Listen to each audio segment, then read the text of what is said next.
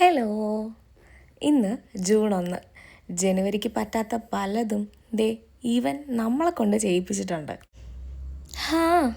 അതൊക്കെ ഒരു കാലം. എന്നാലാട്ടെ പ്രൊഡക്റ്റീവ് ആവാൻ ഇതിലും നല്ല സമയം വേറില്ല താനും. കുറേ കാലത്തിന് ശേഷം ഇന്നലെ കൂട്ടുകാരി വിളിച്ചിരുന്നു, ഒരു കുന്ന് സങ്കടവുമായിട്ട്. അവൾക്ക് സ്കൂളിൽ പോകണം. എൻ്റെ മനസ്സ് വായിച്ച പോലെ.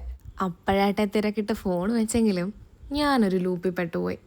കഴിഞ്ഞ 24 മണിക്കൂറായി പുറത്തു വരാൻ പറ്റാത്ത വിധം. 10ാം ക്ലാസ്സിലെ പഴയ മാതൃകയിലുള്ള ഓടിട്ട ആ കെട്ടിടം, അഴികളില്ലാത്ത വളരെ വിശാലമായ ജനാലകളിലൂടെ പുറത്തേക്കുള്ള കാഴ്ച, പുത്തൻ കുപ്പായവും പുസ്തകങ്ങളും വർണ്ണക്കുടകളും, എത്ര മനോഹരമായ ഓർമ്മകൾ.